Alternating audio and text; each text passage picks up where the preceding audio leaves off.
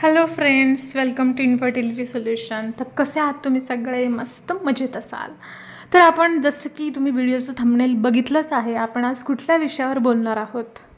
तर आपण ज्या विषयावर बोलणार आहोत तो विषय असा आहे की आपल्या अंडाशयातून स्त्रीबीज हे कधी फुटतं.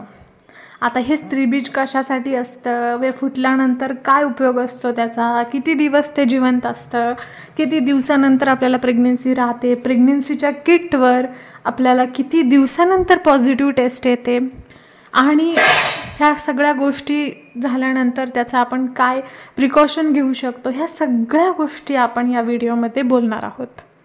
तर व्हिडिओ शेवटपर्यंत नक्की बघा. जर तुम्ही चॅनलवर नवीन असाल, पहिल्यांदाच जर माझा हा व्हिडिओ बघत असाल तर पटकन जाऊन चॅनलला सबस्क्राईब करून टाका आणि व्हिडिओ जर आवडला तर व्हिडिओला लाईक करा. चला आपण आता व्हिडिओला सुरू करूयात. तर जसं की आपण लग्नाच्या काही वर्षानंतर 1-2 वर्षानंतर प्रेग्नन्सीसाठी ट्राय करत असतो आणि प्रेग्नन्सी ट्राय करताना आपल्याला बऱ्याच गोष्टी कळायला लागतात हळूहळू. नेमकं कधी कुठल्या गोष्टी झाल्या पाहिजे, प्रेग्नन्सीसाठी आपल्याला पाळीची सायकल आपली कशी आहे, रेग्युलर आहे का, आपल्याला ब्लिडिंग जाती का. खूप सारे टेस्ट असतात ज्या तुम्हाला डॉक्टर अगोदर करून घेतात, सगळं चेकअप करतात, कुठं प्रॉब्लेम आहे, PCOD आहे का, तुम्हाला थायरॉईड आहे का, हार्मोनल इम्बॅलन्स आहे का कुठला, ह्या सगळ्या गोष्टी बघितल्या जातात. तर कसं असतं की एखाद्या नॉर्मल महिलेचं जर मासिक पाळीचं चक्र हे 30 दिवसाचं असेल तर त्या 30 दिवसाचं सायकल नॉर्मल आहे, म्हणजे त्या महिलेला दर महिन्याला 30 दिवसांनी पाळी येते. तर अशा कंडिशनमध्ये त्या महिलेचं ओव्युलेशन हे 16व्या दिवशी होत असतं. आता हे असं नाही आहे की सगळ्या महिलांचं 16व्याच दिवशी होईल म्हणून. कोणाचं 14व्या दिवशी होतं, कोणाचं 20व्या देखील दिवशी होऊ शकतं. ते आपल्या आपल्या सायकलनुसार डिपेंड असतं. जर तुमचं ओव्युलेशन पाळीच्या 16व्या दिवशी होत असेल, म्हणजेच ओव्युलेशन म्हणजे काय नेमकं, तर तुमच्या अंडाशयातून एक परिपक्व झालेलं स्त्रीबीज हे फुटतं. आणि हे ज्या दिवशी फुटतं त्याला आपण ओव्युलेशन डे असं म्हणतो. आणि ही जी काही प्रक्रिया असते फुटण्याची तर त्याला ओव्युलेशन असं म्हणतात. तर हे ज्या दिवशी फुटतं त्या दिवशी तुम्हाला सिम्पटम्स जाणवायला लागतात. कधीकधी तुमचा फॉलिक्युलर स्टडी चालू असतो. फॉलिक्युलर स्टडी म्हणजे काय, एक एक्झामिनेशन असते सोनोग्राफीची. त्याच्यामध्ये तुमचं अंड किंवा तुमचं स्त्रीबीज किती वाढलं आहे, कधी फुटणार आहे, ह्या सगळ्या गोष्टी तिथं डॉक्टरला समजत असतात. आणि ह्या रिपोर्टमधून तुमचं एक सगळ्या प्रकारचं स्टेटस दिसतं प्रेग्नन्सीसाठीचं, त्या अंडाशयाचं किंवा त्या स्त्रीबीजाचं. तर जर तुमचं मासिक पाळीचं चक्र हे नॉर्मल असेल किंवा रेग्युलर असेल, आता हे तर तुम्ही तुमचं इमॅजिन करा, मासिक पाळीचं चक्र किती दिवसाचं आहे, 28 दिवसाचं आहे, 32 आहे, 30 आहे, जे काय असेल त्याच्यातून 14 मायनस करा, 14 वजा करा. जर 30 दिवसाचं असेल तर 30मधून 14 वजा केले 16. 16व्या दिवशी तुमचं ओव्युलेशन होणार. 28 असेल तर 14. तर ह्या दरम्यान तर तुम्हाला 10व्या दिवसापासून ते एक 15व्या-16व्या दिवसापर्यंत तुम्हाला अल्टरनेट तिथं तुम्हाला कॉन्टॅक्ट ठेवायचा आहे.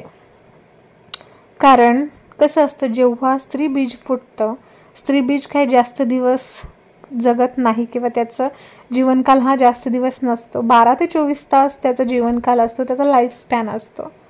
आता जर सकाळी जर ते फुटलं असेल, सकाळी 5 वाजता जर पहाटे फुटलं असेल स्त्रीबीज तुमच्या अंडाशयातून, तर पुढच्या रात्री 12 वाजेपर्यंत त्याची क्वालिटी किंवा त्याची जी ॲक्टिवनेस असतो तो कमी झालेला असतो. म्हणून तुम्ही तुमच्या शरीराकडे लक्ष ठेवायचं की 10व्या दिवसापासून पाळीच्या 14व्या-15व्या दिवसापर्यंत, म्हणजे जसं तुमचं 14 मायनस केले त्या काळात बरोबर, जर 28 दिवसाचं असेल तर 14व्या दिवशी, 13व्या-14व्या दिवशी हे 2 दिवस तुम्ही नीट लक्ष ठेवायचं तुमच्या बॉडीकडे. आणि ओटीपोटात किंवा बेंबीच्या खाली 2 ज्या आपल्या ओव्हरी असतात, ओटीपोटात उजव्या किंवा डाव्या बाजूला आपल्याला कळ जाणवते का. 13व्या-14व्या दिवशी पाळीच्या जर तुम्हाला उजव्या साईडला, उजव्या ओव्हरीमध्ये जर तुम्हाला थोडीशी चमक जाणवली, असं काहीतरी आखडण जाणवली, आणि ही एकदम थोड्या वेळासाठी असते ही, किंवा ते बस्ट होण्यासाठी 1-2 तास इनफ जर तुम्हाला अशी जर पेन जाणवली, कळ जाणवली, तर तुम्ही असं समजायचं की तुमचं ओव्ह्युलेशन झालेलं आहे.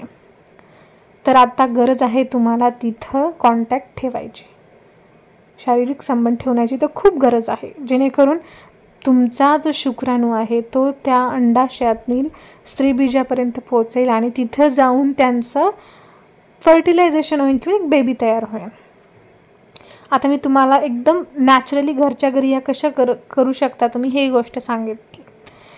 सेम तुम्ही तुमच्या पाळीनुसार हे गोष्टी तुम्ही करू शकता, कॅल्क्युलेट करू शकता. जर असं नसेल करायचं, तुम्हाला एकदम क्लिअर कट पाहिजे असेल, तर तुम्हाला तिथं फॉलिक्युलर स्टडी करायचा आहे.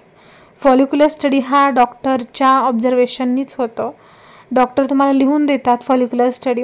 फॉलिक्युलर स्टडीमध्ये तुम्हाला 12व्या दिवशी पाळीच्या बोलवतात. 12व्या दिवसापासून एक टाईमला तुम्हाला जायचं असतं. मग तिथं ओटी पोटात खाली सोनोग्राफीने टेस्ट केली जाते आणि तिथं तुमचं एग आहे किंवा तुमचं जे स्त्रीबीज आहे हे किती मोठं झालं आहे, त्याची साईज किती आहे, हे ते मॉनिटर केलं जातं.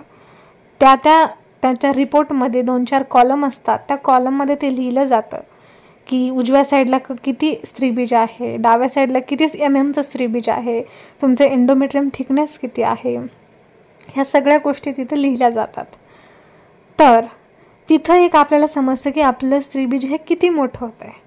20 MM, अंदाजे 20 ते 22 MM हे हेल्दी एग असतं किंवा हेल्दी प्रेग्नन्सीसाठी स्त्रीबीज असतं, ज्याच्यामध्ये क्वालिटी चांगली असते पुढं जाऊन हेल्दी प्रेग्नन्सी राहण्यासाठी.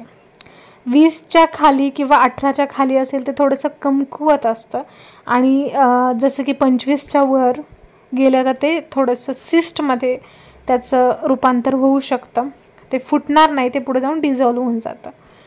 तर ह्या सगळ्या अशा गोष्टी असतात. फॉलिक्युलर स्टडीमध्ये तुम्हाला खूप चांगला अंदाज येऊ शकतो की तुमचं ओव्ह्युलेशन कधी होणार आहे.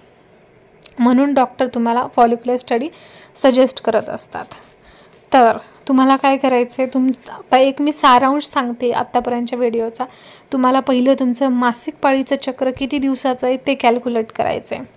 जर मासिक पाळीचं चक्र हे 28 दिवसाचं असेल तर तुम्हाला ही गोष्ट तुमच्या डोक्यात ठेवायची, तुमचं ओव्ह्युलेशन 13व्या-14व्या दिवशी होणार. ठीक आहे.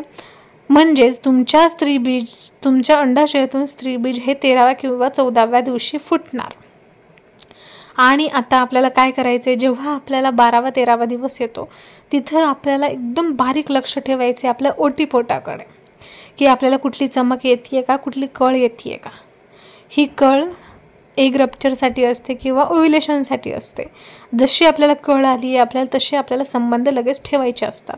कारण मी जसं सांगितलं, स्त्रीबीज जर फुटलं तर ते स्त्रीबीज 12 ते 24 तासच जगू शकतं. त्याच्यानंतर जसं जसं ते टाईम जातो तसं तसं त्याचं ॲक्टिवनेस कमी होतो.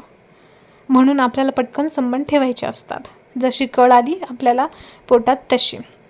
आणि जसं याच्या उलट शुक्राणू जे असतात ते पुरुषांचे, याचं जे जीवन असतं थोडंसं हे जास्त असतं.